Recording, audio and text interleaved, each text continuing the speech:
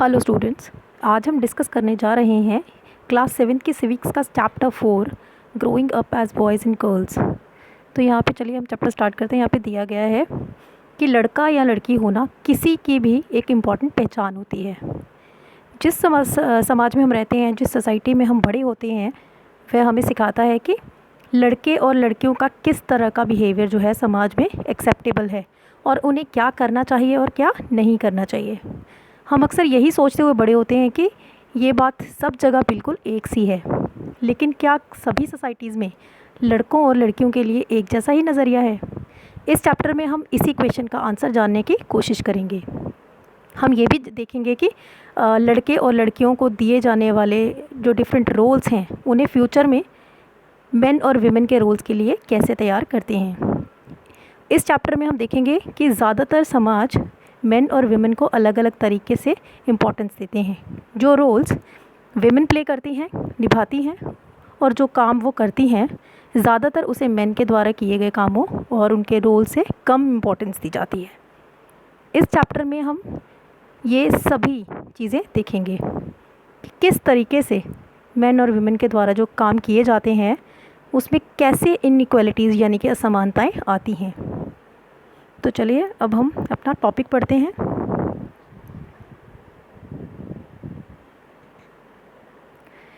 Growing up in Samoa in the 1920s।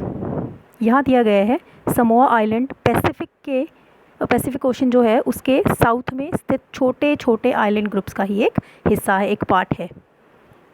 जो Samoa island है, Samoa समाज है, उस पर की गई एक रिसर्च रिपोर्ट के अनुसार 1920 के डिकेड में जो बच्चे थे वो स्कूल में नहीं जाते थे। यहाँ दिया गया ना कि जो 1920s में जो रिसर्च की गई थी उसमें बताया गया है कि जो वहाँ पे बच्चे होते थे वो स्कूल नहीं जाते थे, और वो क्या करते थे, वे बच्चे जो थे वो बड़े बच्चों और एडल्ट्स यानी बड़ों से बहुत सी चीज़ें जो थी वो सीखते थे। जैसे छोटे बच्चे की देखभाल कैसे की जाती है, घर का काम कैसे करना है, वगैरह वगैरह, ये सारी चीज़ें वो सीखते थे। आइलैंड पे मछली पकड़ना जो था एक इम्पॉर्टेंट काम था, इसलिए टीनेजर बच्चे जो होते थे ना वो मछली पकड़ने के लिए दूर की यात्राओं पर जाना सीखते थे। लेकिन ये बातें वो अपने बचपन के अलग अलग समय पर सीखते थे।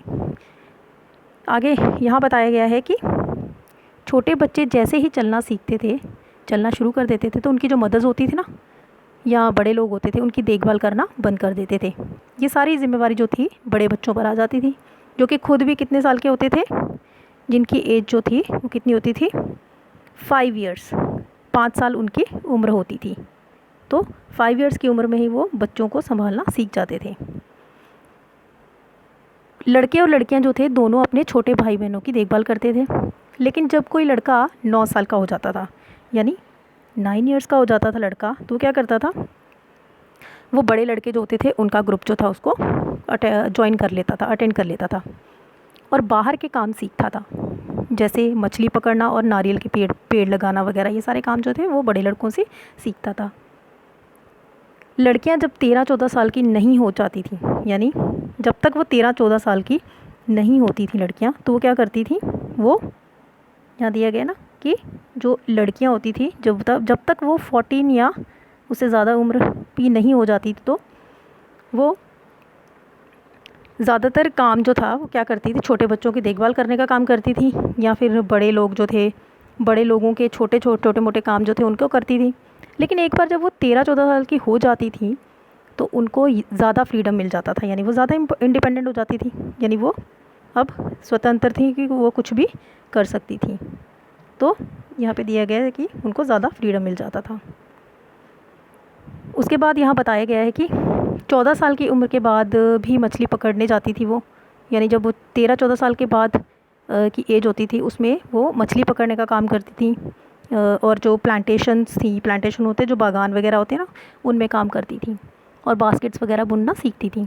खाना पकाने का काम अलग से बनाए गए रसोई घरों में होता था, जहाँ लड़कों को ही ज़्यादातर काम करना होता था, यानी रसोई का जो काम था वो लड़के ही ज़्यादातर करते थे, और जो लड़कियाँ थीं वो उनकी हेल्प करती थी, मदद करती थी।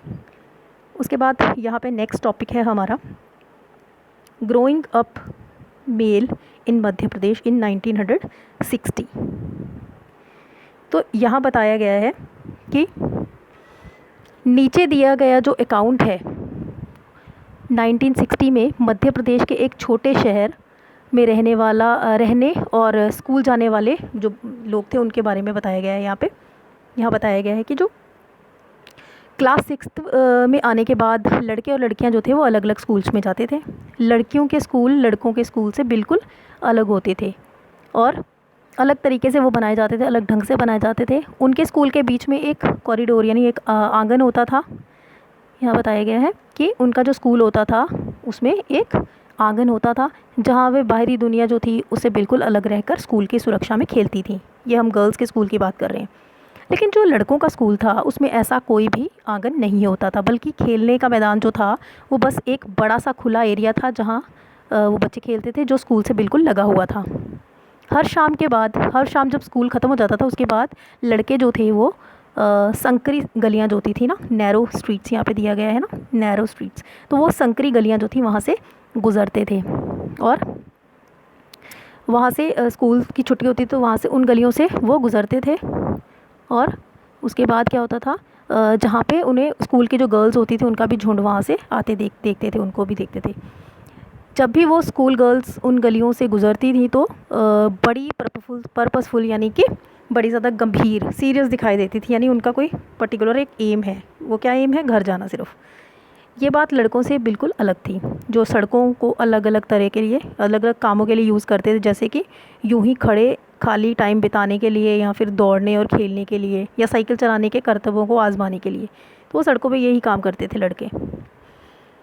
लेकिन जो लड़कियां होती थी ना, उनके लड़कियां जो थी उनके लिए वो जो गली थी वो सीधे घर पहुंचने का एक मीडियम थी, एक माध्यम थी। लड़कियां हमेशा ग्रुप्स में ही जाती थी। उनके मन में ये डर रहता था कि कोई उन्हें छेड़ ना दे और या फिर उन पर कोई अटैक ना कर दे, तो इसीलिए वो लड़कियां जो थी वो ग्रुप में ही जाना पसंद करती थी।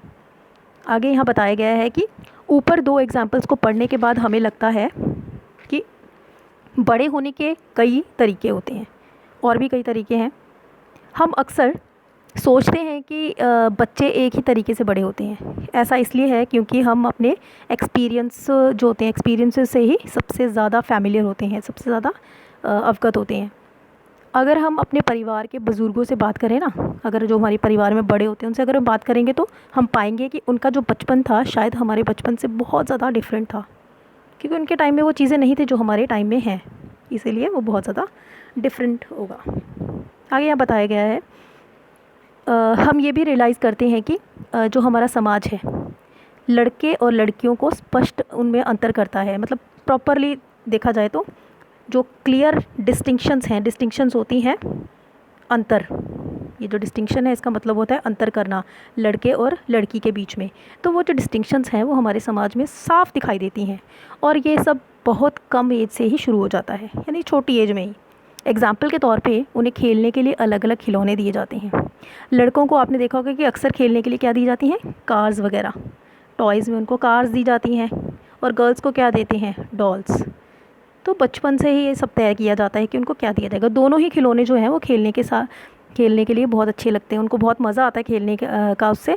लेकिन फिर भी जो लड़कियां हैं, लड़कियों को डॉल्स और लड़कों को कार्स ही क्यों दी जाती हैं? खिलौने बच्चों को ये बताने का एक मीडियम बन जाते हैं कि जब वो बड़े होकर मैन और वुमेन बनेंगे, यानी बड़े होकर वो आदमी और औरत बनेंगे, तो उनका जो फ्यूचर होगा वो अलग अलग होगा, उनके जो काम होंगे वो भी अलग होंगे। अगर हम सोचें तो ये डिफरेंस अक्सर रोज़ की छोटी छोटी बातों में बनाकर रखा जाता है। लड़कियों को कैसे कपड़े पहनने चाहिए, लड़के पार्क में कौन कौन से गेम्स खेलें, लड़कियों को धीमी आवाज़ में बात करनी चाहिए और लड़कों को रौब से। तो ये सब बच्चों को ये बताने के तरीके हैं कि जब वो बड़े होकर मेन और वुमेन बनेंगे तो उनके कुछ स्पेसिफ़िक रोल्स होंगे, कुछ इम्पॉर्टेंट रोल्स होंगे जो स्पेसिफ़िकली उनके लिए बनाए गए होंगे। और इन्हीं सब चीज़ों का जो प्रभाव है उनके स्टडी के सब्जेक्ट्स, यानी आगे फ्यूचर में वो कौन से सब्जेक्ट्स रखेंगे, कौन से सब्जेक्ट्स पढ़ेंगे। जैसे बॉयज़ होते हैं वो ज़्यादातर मैथमेटिक्स की तरफ जाते हैं, और जो लड़कियाँ होती हैं वो ज़्यादातर ह्यूमैनिटीज़ की तरफ जाती है। तो जैसे आर्ट्स हो गया, ये सारे सब्जेक्ट्स जो हैं वो रखती हैं, और जो भी करियर वो या व्यवसाय जो वो चुनेंगे उस पर पड़ता है। उसके बाद आगे यहाँ पे एक स्टोरी दी गई है, चलिए हम स्टोरी को पढ़ते हैं। यहाँ बताया गया, यहाँ पे लिखा है माई मदर डजेंट वर्क, यानी मेरी माँ काम नहीं करती। तो यहाँ पे आपको एक लड़की दिखेगी। इस लड़की का नाम है सोनाली। ये अपनी माँ से बात कर रही है। लड़की का नाम सोनाली है और वो अपनी माँ से बात कर रही है। वो अपनी माँ से कहती है कि वो अपने स्कूल के साथ एक्सकर्शन यानी घूमने जा रही है, सॉरी एक्सकर्शन के लिए जा रही है, घूमने जा रही है। और रोज़ी मैम को साथ चलने के लिए किसी बड़े की ज़रूरत है। वो कहती है कि मेरी जो मैम है उनको किसी बड़े की ज़रूरत है। अपनी मदर को कहती क्या आप अपने ऑफिस से एक दिन की छुट्टी लेकर हमारे साथ चल सकती हैं।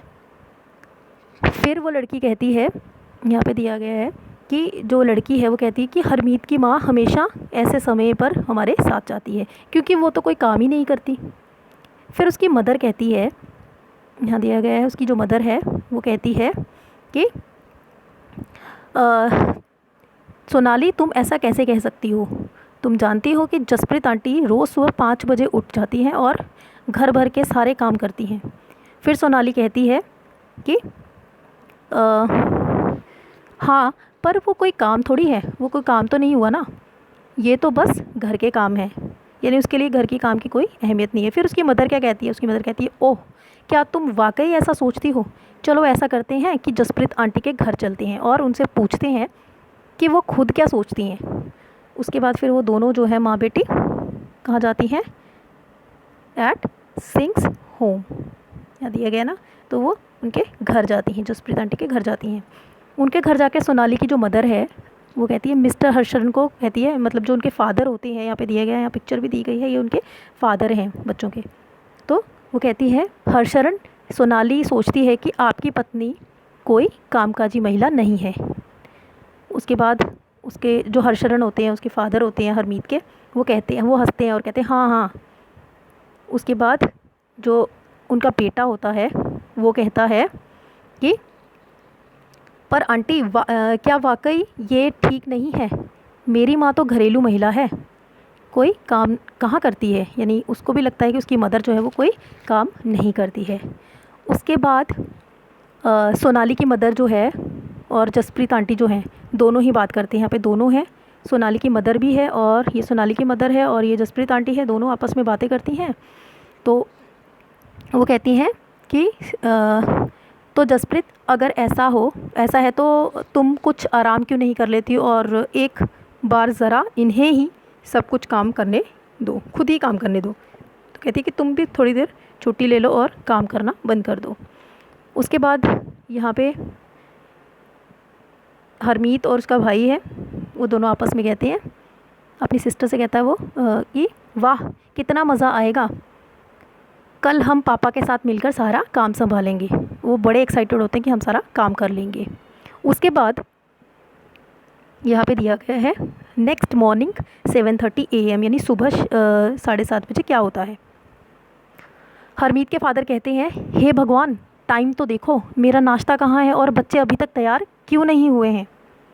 और उसके बाद फिर जसप्रीत कहती है मैं क्या जानूँ, याद है ना मैं तो हड़ताल पर हूँ, आज तो मंगला ने भी छुट्टी ले रखी है। मंगला जो है उनके घर पे काम करती है।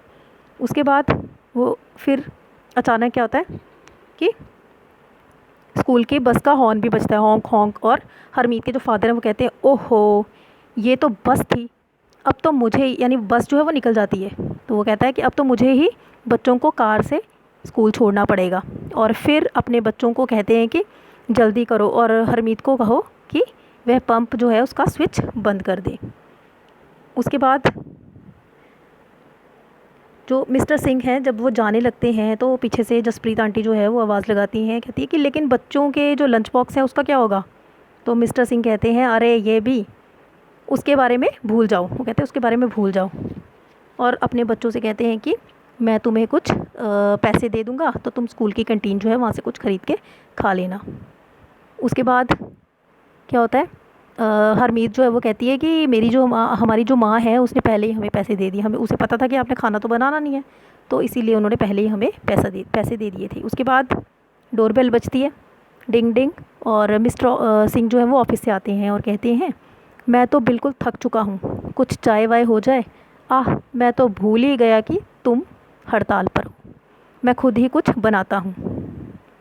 उसके बाद क्या होता है जब मिस्टर सिंह जो है वो कमरे में जाते हैं अपनी बेटी के, तो वहाँ देखते हैं कि पूरा घर जो है वो इतना ज़्यादा बिखरा होता है। वो कहते हैं कि ऐसे लग रहा है जैसे यहाँ पे तूफ़ान आया हो, तूफ़ान मचा के रखा हो यहाँ पे। उसके बाद फिर जसप्रीत आंटी जो होती है वो कहती हैं, तुम क्या सोचते हो कि सुबह तुमने घर को जिस हालत में छोड़ा था, क्या वैसा ही तुम्हें मिलेगा दिन भर? तो यानी पीछे से कोई काम नहीं होता। तो उसके बाद फिर जो मिस्टर सिंह कहते हैं कि हरमीत चाय पत्ती कहाँ रखी है, और इसी बात पे जसप्रीत आंटी भी जो है वो हंसती है, ही। क्या अभी भी वो सोचते हैं कि मैं काम नहीं करती, वो यही अपने मन में सोचती है कि वो सोचती है कि क्या अभी भी मैं काम नहीं करती, उनको यही लगता है कि अभी भी मैं काम नहीं करती हूँ। और अभी तो इन्हें याद दिलाऊंगी कि जो चाचा जी और चाची जी हैं वो रात के खाने पे आने वाले हैं। तो यानी एक और चीज़ जो थी वो उन्होंने नहीं बताई थी। उसके बाद यहाँ पे एक टॉपिक है नेक्स्ट, वैल्यूइंग हाउस वर्क। तो यहाँ बताया गया है कि घरेलू काम जो है उसका क्या मूल्य है, उसका क्या इम्पोर्टेंस है। यानी घर का जो काम है जो हमारी मदर्स करती हैं, क्या उसकी कोई वैल्यू नहीं है, इसके बारे में यहाँ बताया गया। हरमीत के परिवार जो है उसको यही लगता था कि जसप्रीत आंटी जो है वो घर का ही काम ही करती है, तो सच में वो कोई काम नहीं था। तो उनकी जो फैमिली है उसकी फैमिली में ऐसी फीलिंग का होना जो है वो निराली बात नहीं है, क्योंकि बहुत सारे लोग जो हैं सारी दुनिया में घर के काम की पूरी रिस्पॉन्सिबिलिटी जो है वो वुमेन पे ही होती है। तो जैसे कि देखभाल करना, फैमिली का ध्यान रखना, स्पेशली जो बूढ़े और बच्चे होते हैं उनको लुक आफ्टर करना, और जो बीमार है उनको देखना। फिर भी जैसा हमने देखा कि घर के अंदर किए जाने वाले जो काम हैं उनको ज़्यादा इम्पोर्टेंस नहीं दी जाती है। तो मान लिया जाता है कि वे तो कोई काम ही नहीं है, वो तो नेचुरली, मतलब विमेन का जो नेचुरल काम है वो तो उसे करना ही करना है, और उनके लिए उस काम के लिए उन्हें कोई पैसा भी नहीं दिया जाता, और ना ही उसे कोई ज़रूरत होती है पैसे की। तो हमारा समाज जो है इन कामों को ज़्यादा वैल्यू नहीं देता है, ज़्यादा इम्पोर्टेंस नहीं देता है। उसके बाद यहाँ पे आप देखेंगे एक और टॉपिक है, लाइव्स ऑफ डोमेस्टिक वर्कर्स। चलिए अब इसके बारे में पढ़ते हैं। इसका मतलब है यानी वो लोग जो दूसरे के घरों पे काम करने जाते हैं उनके जीवन के बारे में हम पढ़ेंगे, यानी वो कैसी लाइफ जीते हैं उसके बारे में हम डिस्कस करेंगे। ऊपर जो कहानी हमने पढ़ी उसमें सिर्फ हरमीत की माँ ही जो थी वो घर के काम नहीं करती थी, काफ़ी सारा काम जो था उनके घर में जो नौकरानी थी ना मंगला, वो भी करती थी, तो जो कि उन्होंने अपने घरेलू काम के लिए लगाई थी। ज़्यादातर घरों में स्पेशली जो सिटीज़ और टाउन्स में लोगों को डोमेस्टिक वर्क यानी घर के कामों के लिए लगा लिया जाता है, और वो लोग बहुत काम करते हैं, जैसे झाड़ू लगाना। तो सिटीज़ में और टाउन्स में ये सब होता है जहाँ पे उन्होंने काम पे लगाने के लिए मतलब कोई ना कोई चाहिए, खुद वो काम नहीं करते हैं, उन्होंने नौकर रखे होते हैं, और वो जो नौकर हैं वो क्या करते हैं, झाड़ू लगाते हैं, सफाई करना, कपड़े और बर्तन धोना, खाना बनाना, छोटे छोटे बच्चों को संभालना और बुज़ुर्गों की देखभाल करना, ये सारे काम जो है वो कौन करता है, डोमेस्टिक वर्कर्स। और ज़्यादातर डोमेस्टिक वर्कर्स विमेन होती हैं, यानी औरतें होती हैं। और कभी कभी इन कामों को करने के लिए छोटे लड़के या लड़कियों को भी काम पर रखा जाता है। घरेलू काम की ज़्यादा इंपॉर्टेंस नहीं है, इसलिए इन्हें मजदूरी जो है वो भी कम दी जाती है, वेजेस जो होती हैं वो लो होती हैं इनकी। डोमेस्टिक वर्कर्स का दिन जो है वो सुबह 5 बजे शुरू होता है, यानी सुबह 5 बजे वो लोग उठ जाते हैं मॉर्निंग में, और लेट 12 यानी कि 12 बजे तक उनका जो काम है वो रात को चलता रहता है। तो जी तोड़ मेहनत करने के बावजूद ज़्यादातर उन्हें नौकरी पर रखने वाले जो हैं उनकी रिस्पेक्ट नहीं करते हैं, उनको रिस्पेक्ट नहीं देते हैं। दिल्ली में घरेलू काम करने वाली एक औरत मिलानी जो है उसने अपना एक्सपीरियंस यहाँ पे शेयर किया है। उसने हमें बताया है, यहाँ पे नीचे यहाँ पे दिया गया है कि यहाँ पे आप देखेंगे ये पिक्चर है, ये मिलानी है और उसकी बेटी है। वो कहती है कि मेरी पहली नौकरी एक अमीर परिवार में लगी थी जो 3 मंजिली बिल्डिंग में रहता था। मेम साहब अजीब औरत थी जो हर काम करवाने के लिए चिल्लाती रहती थी। मेरा काम किचन का था, दूसरी 2 लड़कियां सफाई का काम करती थी। हमारा दिन सुबह 5 बजे शुरू होता था। वो कहती है कि नाश्ते में हमें 1 कप चाय और 2 सूखी रोटियां मिलती थी। हमें तीसरी रोटी जो थी वो कभी भी नहीं मिलती थी। शाम के समय जब मैं खाना बनाती थी तो दोनों लड़कियां मुझसे 1 रोटी और मांगती थी। मैं चुपके से उन्हें 1 रोटी दे देती थी और ख़ुद भी 1 रोटी ले लेती थी। हमें दिन भर काम करने के बाद बड़ी भूख लगती थी। कहती हमें बहुत भूख लगती थी, हम घर में चप्पल भी नहीं पहन सकते थे। ठंड के मौसम में हमारे पैर जो थे वो सूज जाते थे। मैं मेम साहब से बड़ी डरती थी, लेकिन मुझे गुस्सा भी आता था और इंसल्टेड भी महसूस करती थी। तो वो कहते हैं कि क्या हम दिन भर काम नहीं करते थे? क्या हम इतना भी डिज़र्व नहीं करते कि कोई हमारी रिस्पेक्ट करे? क्या जो हम काम करते हैं वो रिस्पेक्टफुल काम नहीं है? तो ये सारी चीज़ें जो थी उसने कही। उसके बाद यहाँ बताया गया है कि एक्चुअली जैसे हम सिर्फ घर का काम कहते हैं, उनमें बहुत सारे काम शामिल होते हैं। इनमें से कुछ कामों में बहुत ज़्यादा शारीरिक मेहनत लगती है, यानी फ़िज़िकल फोर्स लगती है, फ़िज़िकल वर्क होता है जिसमें बहुत ज़्यादा मेहनत लगती है। गांव और शहरों में जो औरतें होती हैं, लड़कियां होती हैं, उनको दूर दूर पानी भरने के लिए जाना पड़ता है, क्योंकि गांव में पानी की फैसिलिटी जो है वो कम होती है। गांव में औरतों और लड़कियों को खाना बनाने के लिए जो जलाने वाली लकड़ी है, उसके भारी गट्ठर भी सिर पर ढोने पड़ते हैं। कपड़े धोने, सफाई करने, झाड़ू लगाने और वज़न उठाने के कामों में झुकने, उठाने और सामान लेकर चलने की ज़रूरत होती है। बहुत से काम जो हैं यहाँ बताया गया है कि बहुत सारे ऐसे काम हैं जिनमें जैसे कि खाना बनाना आदि वगैरह, इसमें सब में क्या है, लंबे समय तक उनको खड़े रहना पड़ता था। कहाँ पे? गर्म चूल्हे के सामने। तो वहाँ पे खड़े रह रह के भी वो थक जाती थी। औरतें जो काम करती हैं वो भारी और शरीर को थकाने वाला भारी काम होता है, जबकि हम आमतौर पे सोचते हैं कि आदमी ही ऐसा काम कर सकते हैं, यानी औरतें भी तो ऐसे काम करती हैं। उसके बाद यहाँ बताया गया है कि घरेलू और देखभाल के कामों का एक दूसरा पहलू भी है जिसे हम इम्पोर्टेंस नहीं देते हैं। वो है इन कामों में लगने वाला लंबा समय, टाइम जो लगता है इसमें। रियलिटी में हम अगर हम औरतों द्वारा किए जाने वाले जो घर के काम हैं और बाहर किए जाने वाले काम हैं, उन दोनों को जोड़ें तो हमें पता चलेगा कि कुल मिलाकर औरतें आदमियों से ज़्यादा काम करती हैं, क्योंकि जो वर्किंग वुमेन होती है उसने घर का भी काम करना होता है और बाहर का भी काम करना होता है। तो दोनों तरीके से जो काम है वो आदमी से ज़्यादा होता है। उसके बाद यहाँ पे एक और टॉपिक है, विमेंस वर्क एंड इक्वलिटी, यानी औरतों का काम और समानता। चलिए इसको पढ़ते हैं हम लोग। जैसा कि हमने देखा, औरतों को घरेलू और देखभाल के कामों को इम्पोर्टेंस नहीं दी जाती है। तो इसको इम्पोर्टेंस देना एक व्यक्ति या फिर परिवार का मामला नहीं है।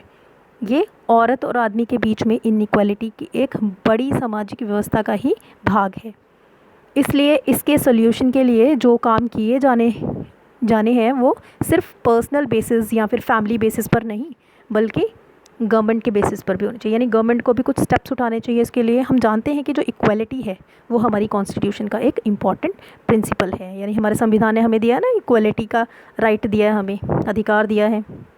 कॉन्स्टिट्यूशन के अकॉर्डिंग किसी के साथ भी, चाहे वो औरत है या फिर आदमी, उनमें भेदभाव नहीं होना चाहिए। लेकिन रियलिटी में जेंडर के बेसिस पे डिस्क्रिमिनेशन होता है या भेदभाव किया जाता है। गवर्नमेंट इसके रीज़न समझने के लिए और इस सिचुएशन का पॉजिटिव सोल्यूशन ढूंढने के लिए स्टेप्स भी उठा रही है।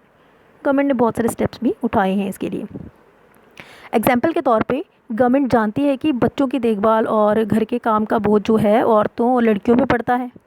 इससे ही डिसाइड होता है कि जो औरतें हैं और जो लड़कियां हैं, ठीक है, कि वो बाहर काम करेंगी या नहीं करेंगी, यानी वो घर का ही काम करेंगी या बाहर भी नौकरी कर सकती हैं। अगर करेंगी तो किस तरह का काम जो होगा वो चुनेंगी या कौन सा प्रोफेशन जो है उसको चुनेंगी।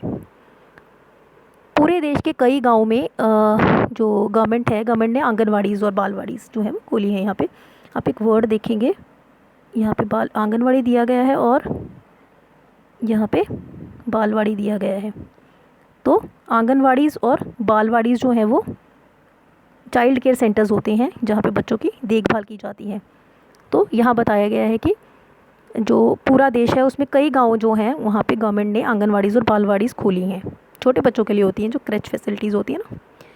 गवर्नमेंट ने एक कानून बनाया है जिसके तहत अगर किसी ऑर्गेनाइजेशन में जो महिला कर्मचारी हैं उनकी संख्या, अगर उनके नंबर्स जो हैं वो 30 से ज़्यादा होते हैं ना, तो उसे आंगनवाड़ी खोलने की परमिशन जो है वो गवर्नमेंट दे देती है। बालवाड़ी खोलने से बहुत सी औरतें जो हैं उनको घर से बाहर जाकर काम करने की ज़रूरत नहीं पड़ती है, उनको बहुत आसानी होती है, अपने घर के पास ही उन्हें काम मिल जाता है। इससे क्या होता है, इससे बहुत सी लड़कियों का स्कूल जाना भी जो है वो पॉसिबल हो सकेगा। तो स्टूडेंट्स, आज हमारा चैप्टर जो है वो ख़त्म है। मिलते हैं आपसे नेक्स्ट वीडियो में।